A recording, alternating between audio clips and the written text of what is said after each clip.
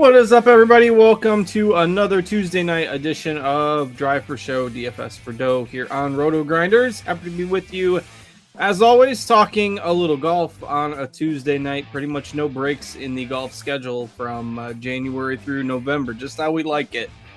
Talking golf every week. And, of course, to do that, you've got myself, Justin Van Zuiden, and Mr. Notorious, Derek Farnsworth alongside. Noto, how you doing? Yeah, doing well. Happy Tuesday. Happy week before the major, and happy Scotty Scheffler domination week. That was pretty incredible. It was pretty dominant, and pretty much no doubt. He was minus 2,000 or something to win on like Friday afternoon, which you'll never see. Remember my comment about, somebody's going to go out and shoot low Thursday morning, and then you can go bet him at better odds. Those odds never really got better throughout the whole week. So the one time I had egg on my face for going underweight on Scheffler, but it was going to happen at some point. So, but yeah, it was pretty. I mean, I don't know. Fun to see him, go out there and dominate the course, but it made for a pretty boring last couple of days with nobody really even threatening. Yeah, it wasn't the most exciting weekend. Didn't have any 6-6 lineups either, which didn't help. I did have 100% Scotty. So it was a decent week, but yeah, just didn't have the right pieces around him. To your point last week, it was just hard to get 5 cheap guys to make the cut. And that's why. Yeah, I was right about that. But when the guy wins by 8 strokes, it's pretty tough to win without him. So it wasn't my finest moment, but that's okay. That's why we're happy to start afresh every week. What's on the hat this week? I can't make it out.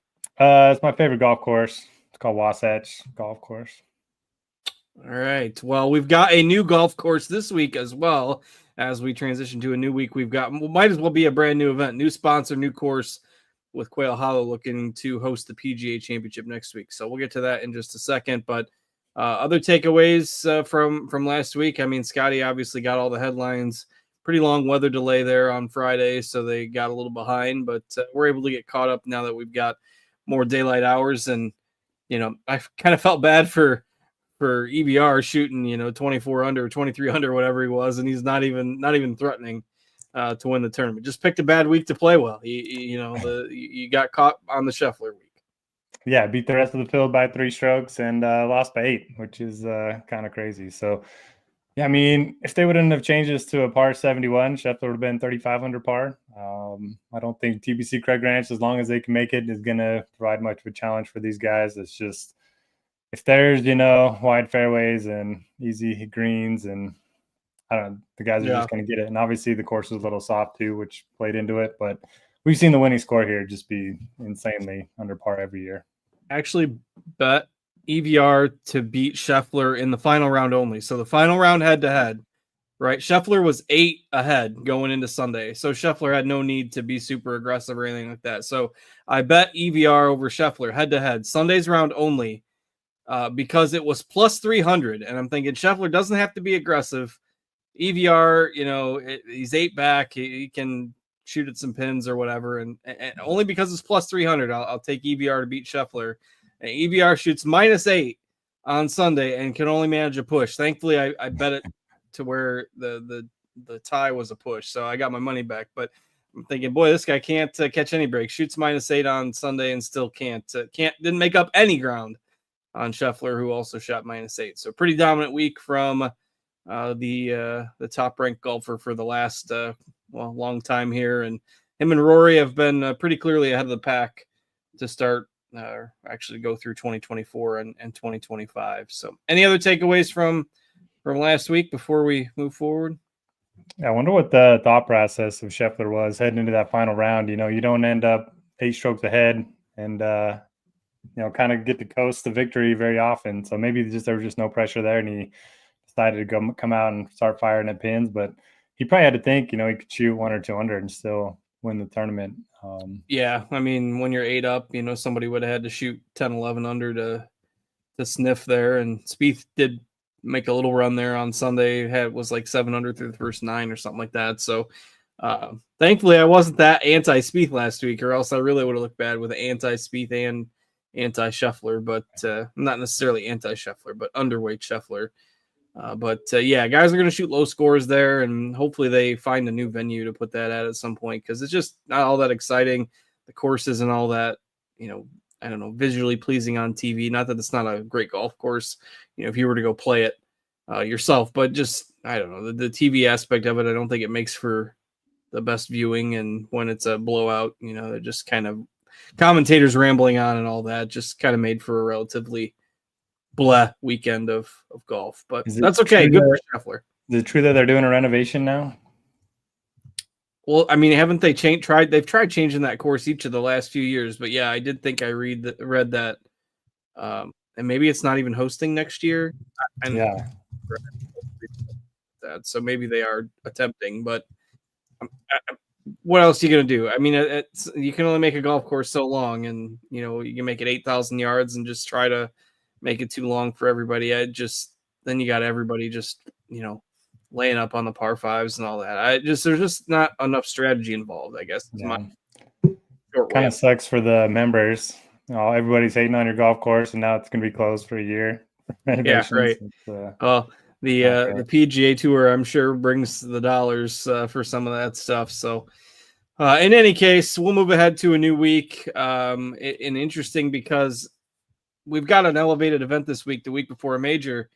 And so people will talk about, and I think you wrote about this week, guys in the old days, not wanting to play the week before a major, we'd have really weak fields and not a whole lot of the top end golfers. But now we got an elevated event the week before a major. And the prize pool for the golfers is basically the same this week as it is for the major next week. And that major next week is the PGA Championship, which generally gets the reputation, deserved or not, as the least exciting of the majors. So really, for the guys that are playing this week in a smaller field for the same total dollars, you could make a case that some golfers might treat this week as a more important week than the major next week, as weird as that sounds. Yeah, especially for guys that don't necessarily think they can win a major, kind of the second tier of the PGA Tour. So, yeah, I think a lot of people are going to try to play well this week, especially with Scheffler not in the field. A lot of money up for grabs and obviously a lot of FedEx Cup points too. Yeah, so we'll get the Quail Hollow has just strangely been the host of this tournament several different years, but it's also hosted a few majors and other events along the way to where it's had to cede the hosting duties for this Truist Championship, formerly known as the Wells Fargo Championship. So we've got a new course in play this year. It's actually the first PGA Tour event that's been played in Philly. So interesting dynamic this week. Everybody kind of flying blind in terms of history and data. We did have, I believe, one Champions Tour event played on this course about 6 years ago.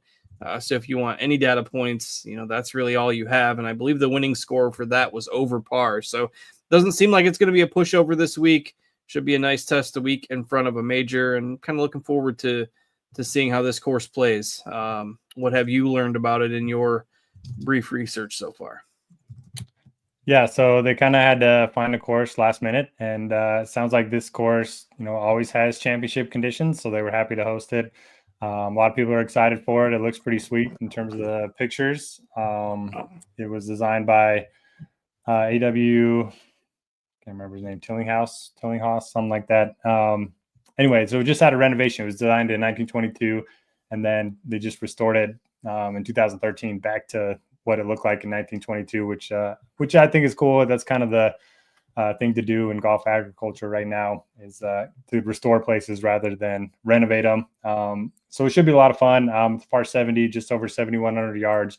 A lot of the holes are straight. It's pretty open off the tee. The fairway is 30 to 32 yards wide, which is pretty wide for a short course like this one. But the green complexes are really tricky. There's a lot of bunkers surrounding them.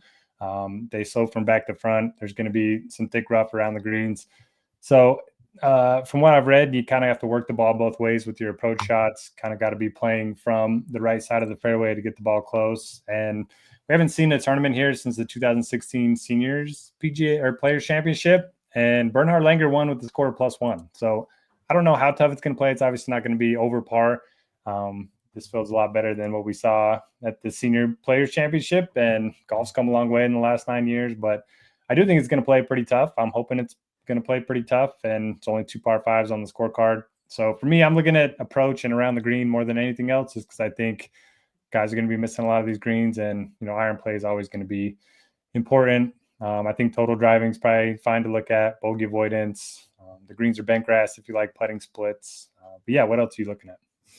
Yeah, I found that I totally agree on the around the green game with the slopes of these greens and guys not really having a lot of data points on them.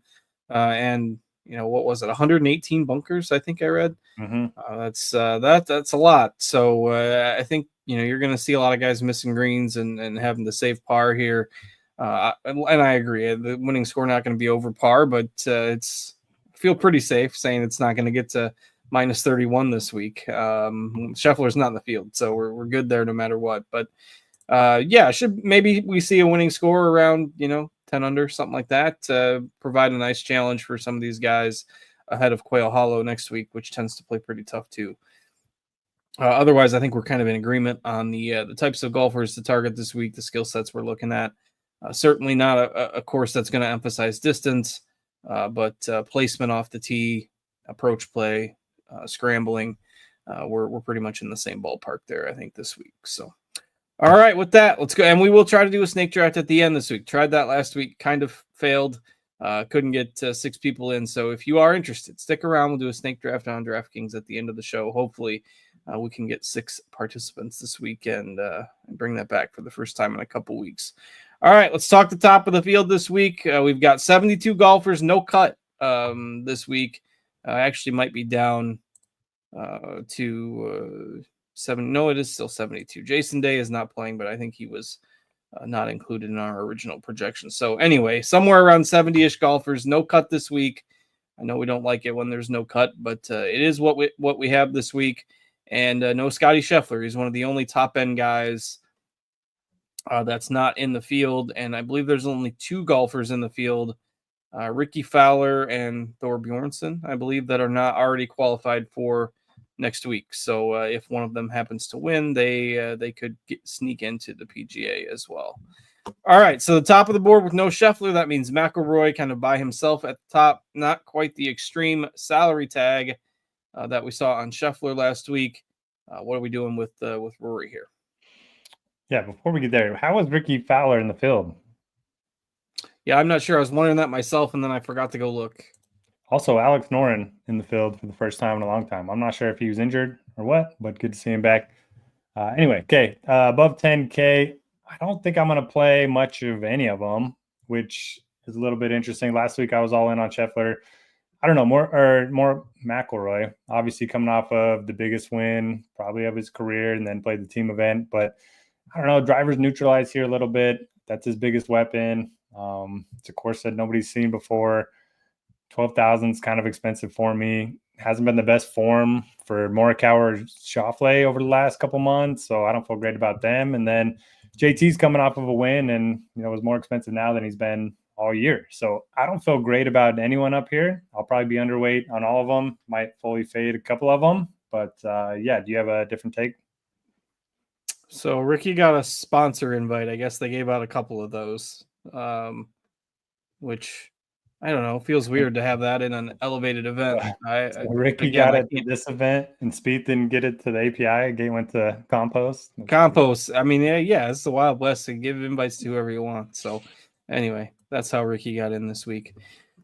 I don't want to have egg on my face twice in a row. So I think, in an event where everybody's going to be learning along the way, the best golfer certainly right now is McIlroy. He's had, a couple weeks to get through the Masters hangover, if you will. Played pretty well with Lowry at the team event a couple weeks back. Rested last week. It's a no cut event, and I do like some guys at the bottom end of the 6K ish range, a little bit more so than last week. So don't want lightning to strike twice. I definitely like Rory. I like Morikawa as well. He would be my second choice.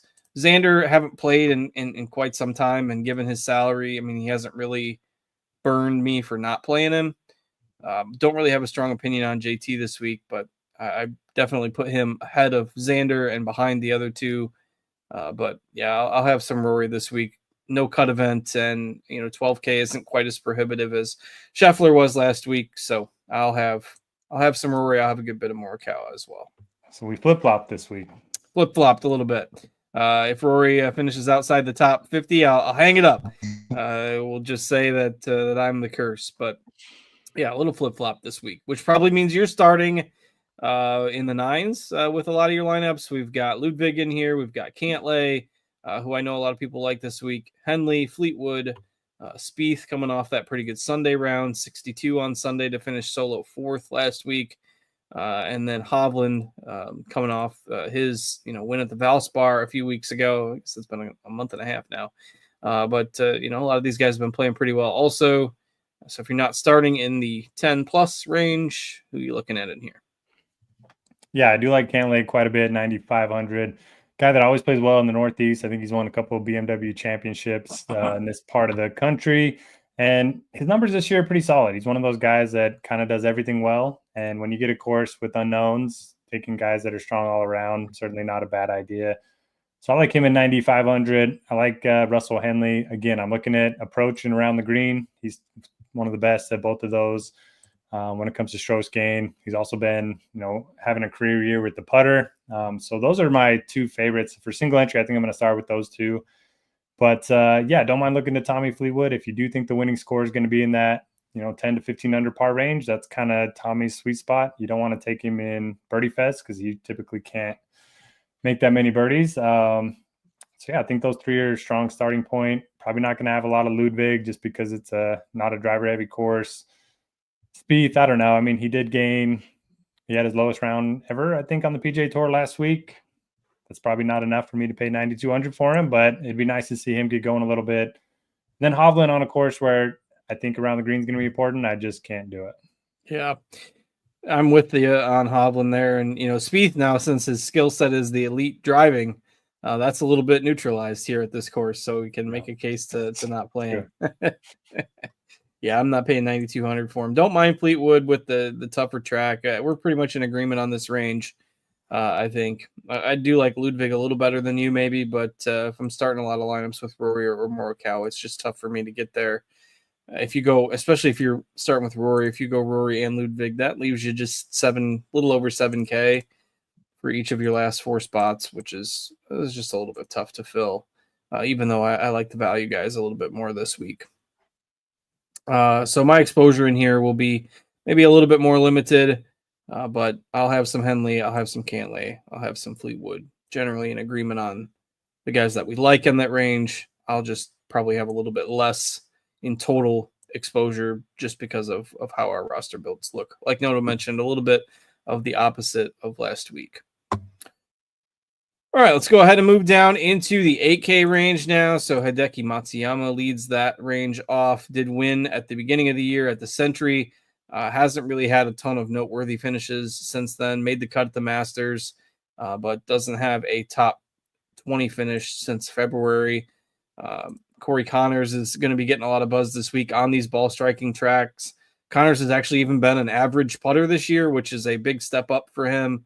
A lot of these northeastern courses kind of play like a lot of the spots you see in Canada with bent grass greens. And Connors has played well in some of these northern venues in the past, being Canadian. So I like Connors this week at 8,800. Anytime you can get him on a ball striking difficult course, he's definitely one of my favorites in the 8K range.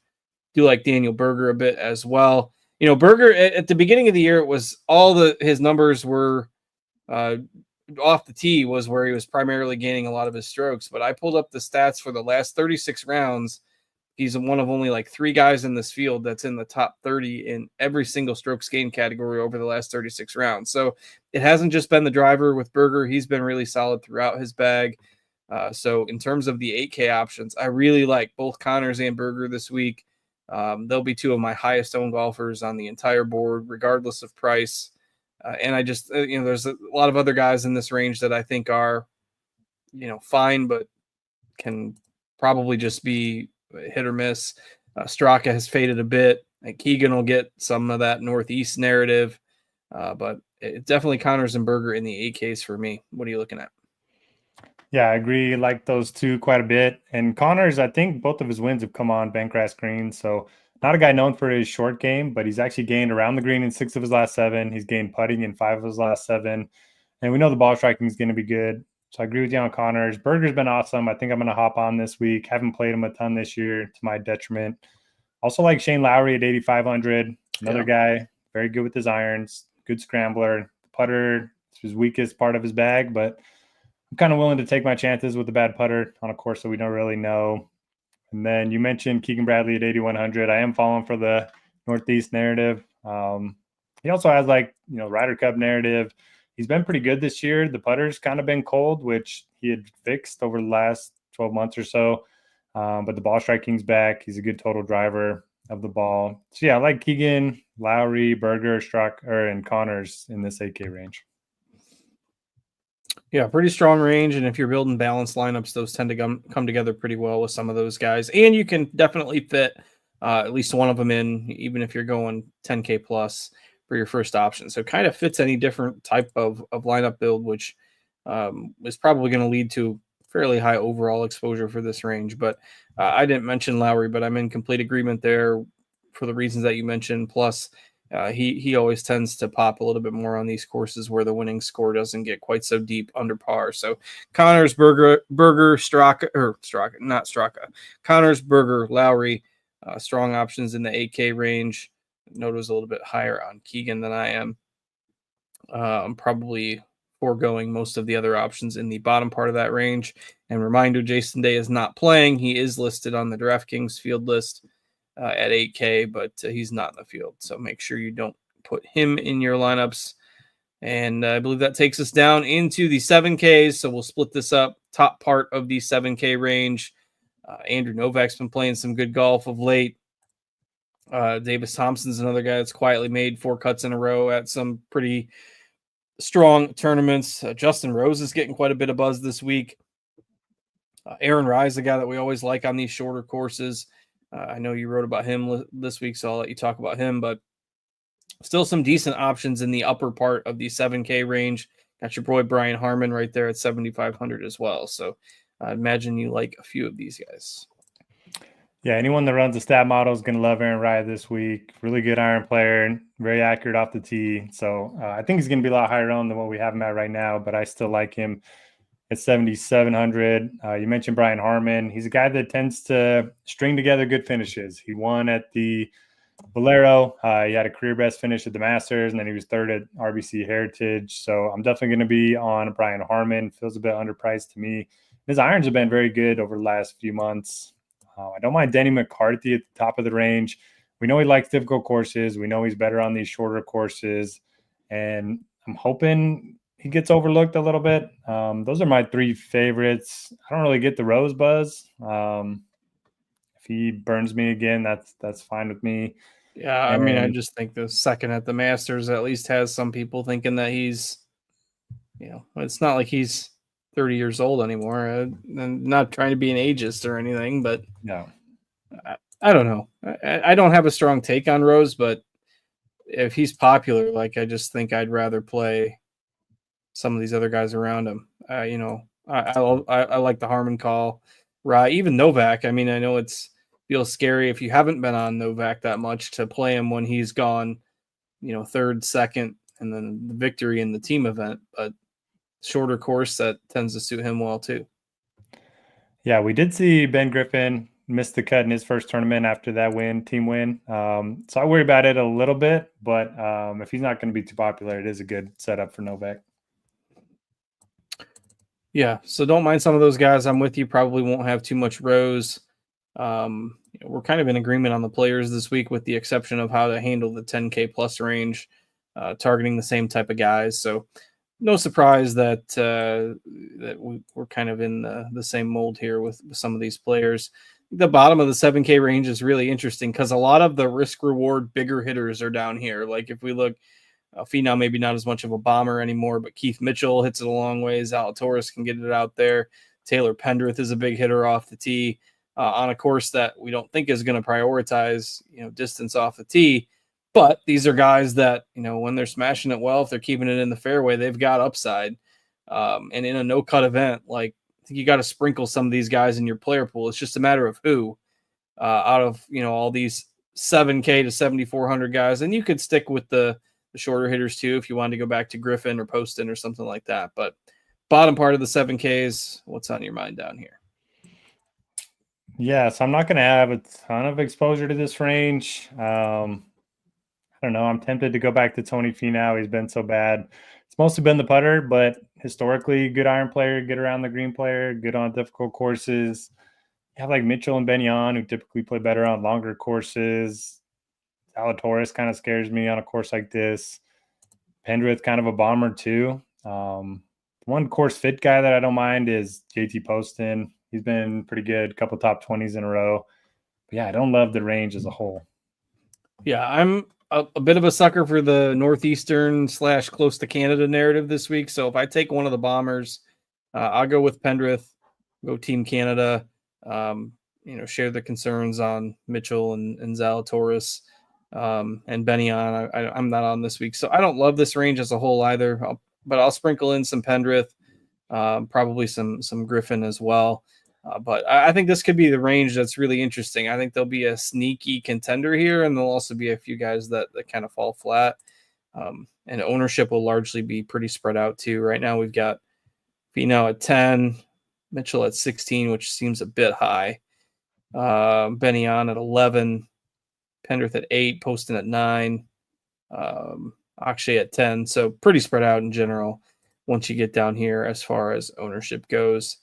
Højgaard coming off the big finish with his brother a few weeks back. Michael Kim was a really popular target if we go back maybe a couple of months when he was playing really strong golf. Has cooled down a bit lately, but still has made the cut his last 4 starts. T28, T32, T27, T54. Did make the cut at the Masters, but hasn't put up those top finishes like he was earlier in 2025. So anything else above 7K that grabs your eye? I think that's it for me.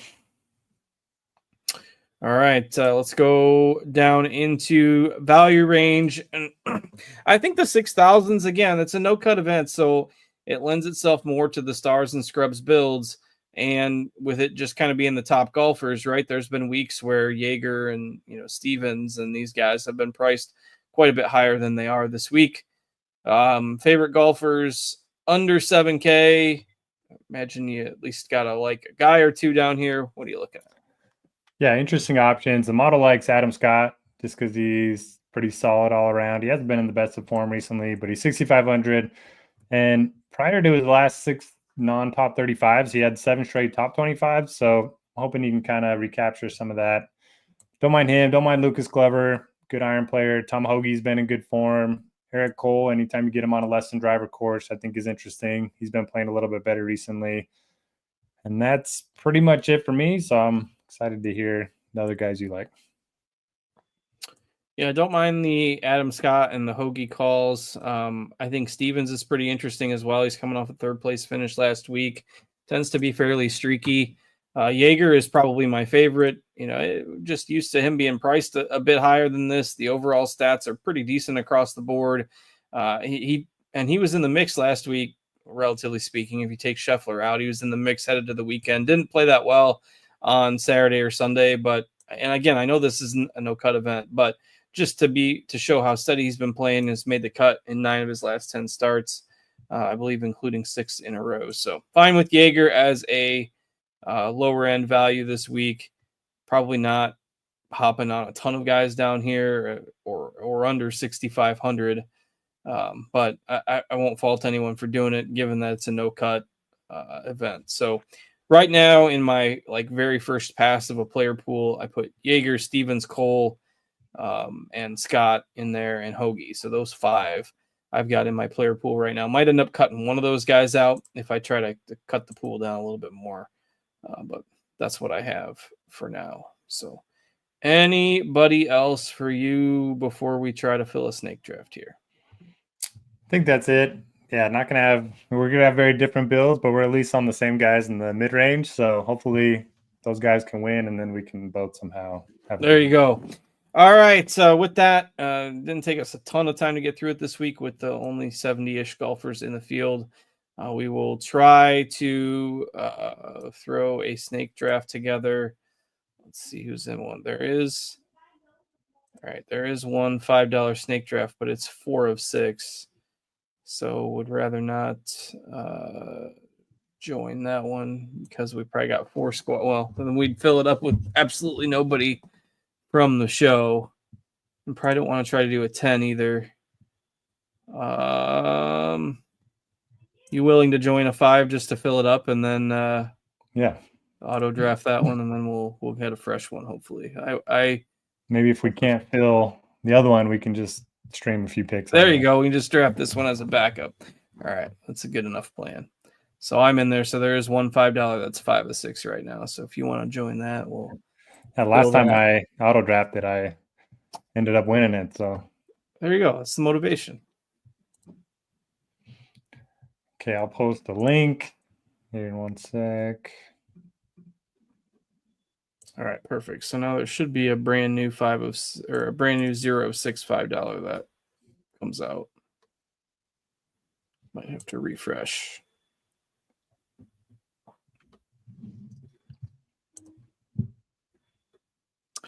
Of course, if you don't want to stick around while we try to fill a snake draft, feel free to hop off. And as always, thanks for watching. Check back next week. We'll be back here, same time, same place for the PGA Championship. Be sure to leave a thumbs up on that YouTube video. Subscribe to the channel if you want notifications whenever we go live for any sport. We do live shows for all the major sports, baseball, obviously the other prominent one this time of year. All right, a new $5 6-man opened up.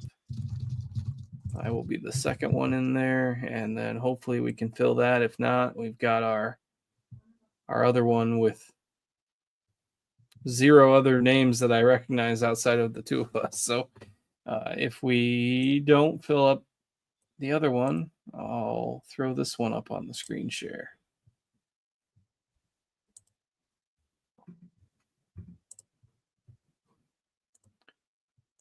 My browser too big. All right.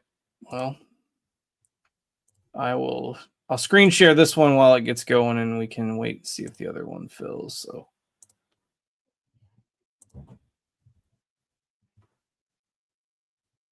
Uh-oh. I've got 2 tabs that say Snake $5 6-man. I gotta close the other one for now so that I know which one to share. I want to share the wrong tab. All right, so our makeshift one starts in 1 second here. But please feel free to, if you want to draft live, join the fresh one that we just created. Plus, I got the second pick in this one. On the week that I really like Rory, I got the second pick and probably going to get snuck out of taking it. I don't like the top 5 or 4, so 5th is perfect for me. There you go.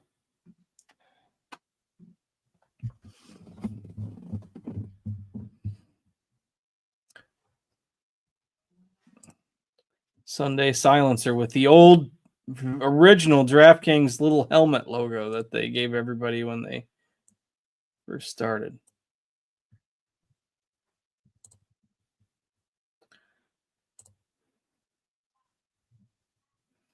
Well, our other one's still stuck at 2 of 6, so everyone's tired of taking our money. I'm just going to exit the other one because it was still just the 2 of us. So we'll draft this one. Okay.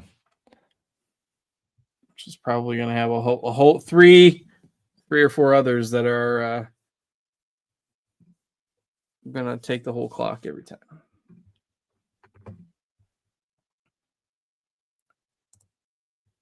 Ooh, the 4th person went off the board with Cantlay, though. So what?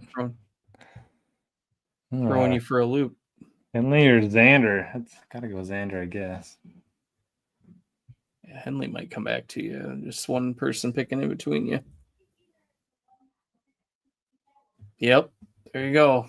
Perfect. Then try to stick you with Spieth.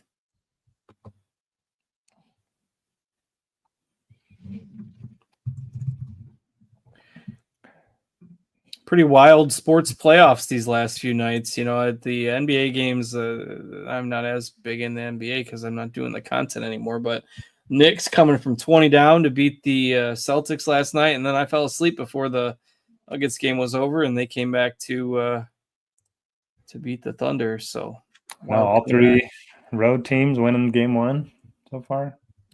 And I am very glad that while I'm a diehard Cardinals fan, pretty glad I'm not a diehard Blues fan after what happened to them in Game 7, giving up the tying goal with 1.6 seconds left and then losing in overtime. So not as much, I was rooting for them, but not as much heartbreak with them as head by 2 goals with 2 minutes to go and give up the tying goal with 1.6 seconds left is like giving up the grand slam with 2 outs in the bottom of the 9th and then losing in extra innings. But always nice to have some entertainment. Busy time on the sports calendar for sure with those NHL and NBA. Will be coming down to the finals and got a golf major next week. Baseball in full swing. All right, on to round 3 here. Well, I mentioned I really like Connors and I really like Berger in the 8Ks or in the 9Ks, wherever they are, 8Ks, upper 8Ks for DFS. So getting Connors Berger there in the second and third rounds works fine for me. Yeah, that's solid. So I'll get Keegan.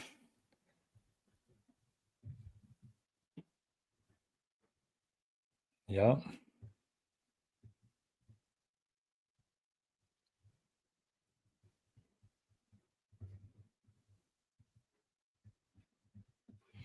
Novak and Im there on the turn. Back to Noto.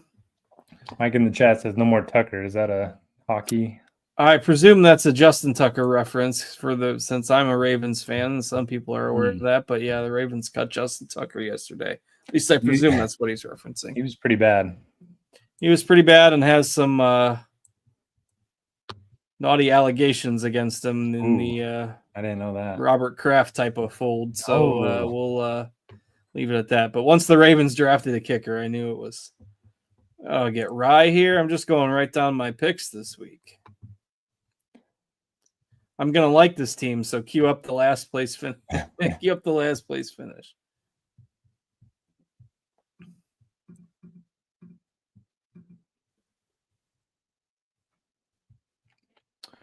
Yeah, Rye like 65-1 doesn't seem too bad.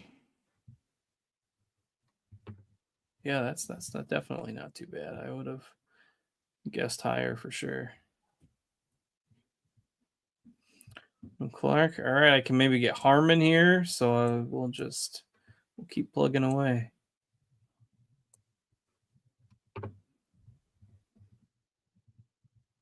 So we only got the one squatter that takes up the whole clock.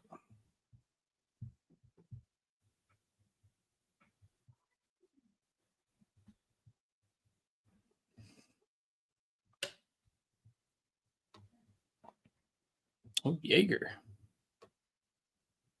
Harmon. All right. I got Morikawa, Connors, Berger, Ryan, Harmon so far. Okay with that. Yeah, I like the start.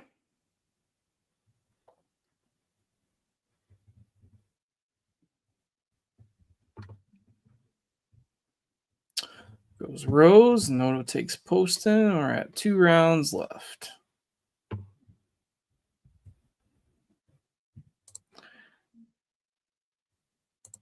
And look to see how that. So either last week or 2. Well, it's been a few weeks since we've had a snake draft. Well, 1 week we talked about it, and the NBA odds were definitely the Celtics and the Thunder way ahead of the Celtics, the Thunder, and the Cavs way ahead of the field, and they've all lost. So try to find the futures odds, but they might not have them up while the game's going on. But imagine it's a little more balanced now than it was a few weeks back.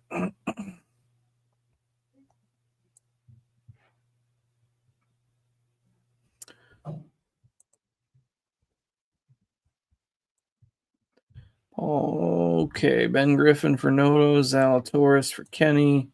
Here goes Bobby Mack. I'll take Tony Finau here.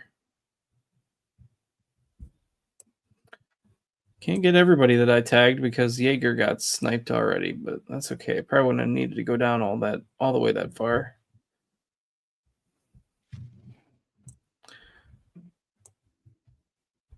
Started looking at odds for next week yet? You got any hot takes a week in advance, or just wait until the week of?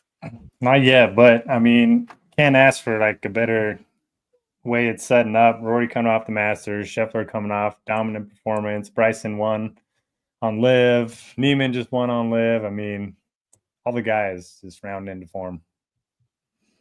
Yeah. I mean, it should make for pretty good theater if we get a couple of those top guys heading into Sunday. Probably it'd be tough to top the Masters. Impossible, I would say, to top the Masters, but we'll see. Anything close to that would be great. All right. Morikawa, Connors, Berger, Rye, Harmon, Finau, and Pendrith for me. That is, I believe, 5 of the 6 guys I tagged maybe this week. Noto's got Xander, Henley, Keegan, McCarthy, Poston, Griffin, and Eric Cole, and that is our semi-solo snake draft this week. Still try to get a lot of you involved. Hopefully next week we'll be able to get one filled with the chat during the show, and even if we do it in the middle sometime, if we can get enough people to fill it, we'll maybe start to try to fill one a little bit earlier in the broadcast next week, and once we fill it, we can just kick to that at some point. So it should be a lot of fun for the PGA Championship, but until then, Noto, anything else before we get out of here?